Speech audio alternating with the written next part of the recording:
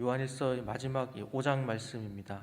오늘은 이 기도에 대한 말씀을 우리가 함께 나누고자 합니다. 성도에게 부여된 특권 중에서 대표적인 것은 바로 기도일 것입니다. 하나님은 성도들이 기도하실 때에 응답하신다라고 약속하셨지요. 또 우리가 잘 아는 것처럼 또 예수님께서도 구하라, 찾으라, 두드리라 우리에게 말씀하셨습니다. 본문에서 요한이 말하는 기도는 무엇인지 우리 함께 나눠보도록 하겠습니다. 첫째는 응답에 대한 확신을 가지고 기도해야 합니다.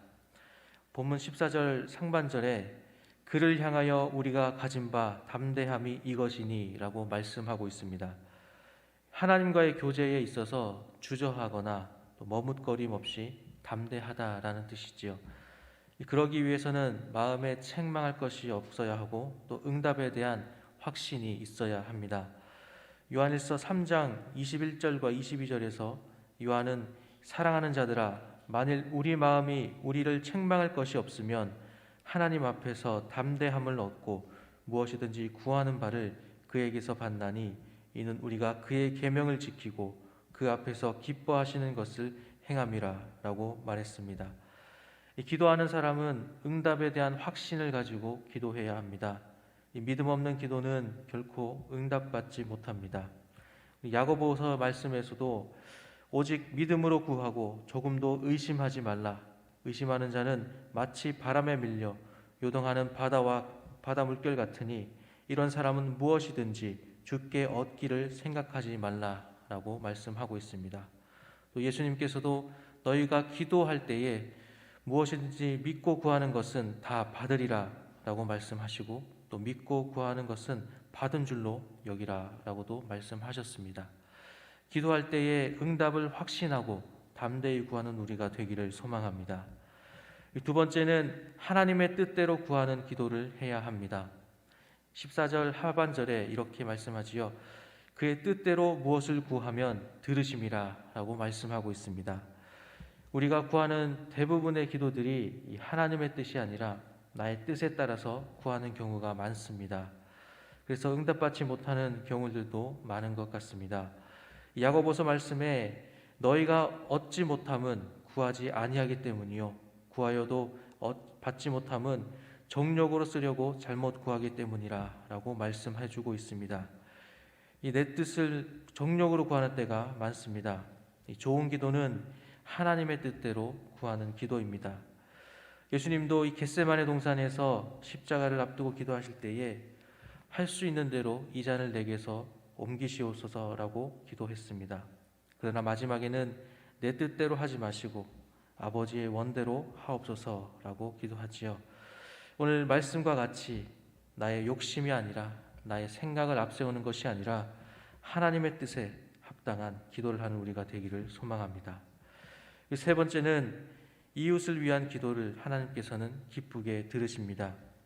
우리는 내 안에 죄성이 있어서 이기적인 마음이 가득합니다. 내 자신이나 나와 관계된 것들을 구하는 것이 대부분입니다. 그것보다는 다른 사람을 위하여서 구하는 기도가 더욱 하나님을 기쁘게 하신다라는 것을 우리는 기억해야 합니다. 남을 위한 기도를 말할 때에 우리는 흔히 중보기도라고 말을 하지요. 사실은 이 말은 신학적으로는 잘못된 말입니다. 이 중보자는 예수님 한 분뿐이시기 때문에 이 중보기도는 오직 예수님만 하실 수 있는 것입니다.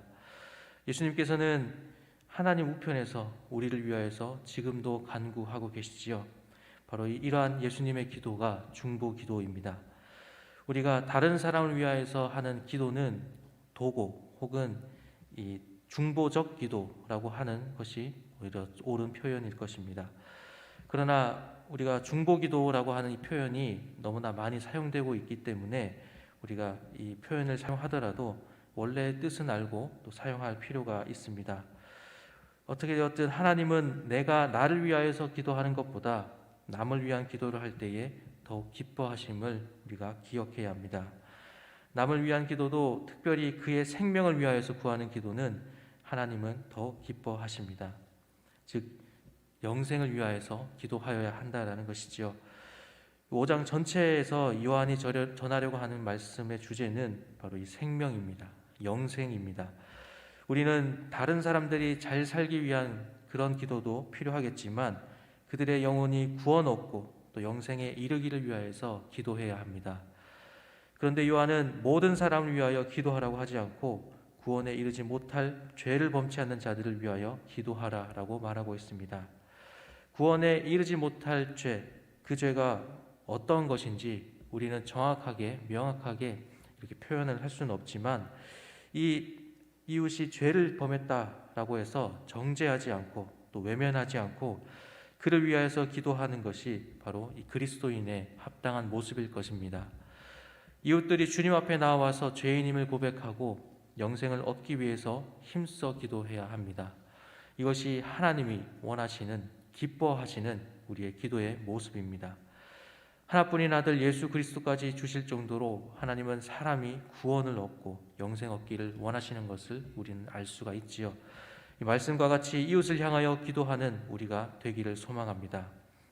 말씀을 정리하겠습니다. 오늘은 기도에 대해서 함께 말씀을 잠시 나눴습니다. 기도는 우리 그리스도인들에게 있어서는 아주 특별한 우리의 권리입니다. 우리는 이 특권을 잘 사용해야 합니다. 본문은 특별히 우리에게 세 가지를 말씀해 주고 있습니다. 첫째는 우리는 응답에 대한 확신을 가지고 기도해야 한다는 것과, 둘째는 하나님의 뜻에 합당한 하나님의 뜻대로 구하는 기도를 해야 한다는 것이었습니다. 그리고 마지막 세 번째는 이웃을 위한, 이웃의 구원을 위한 기도를 해야 한다는 것이죠. 오늘 말씀과 같이 이 세 가지의 기도를 실천함으로 하나님이 기뻐하시는 그 기도를 드림으로 응답받는 우리 모두가 되기를 소망합니다. 기도하겠습니다.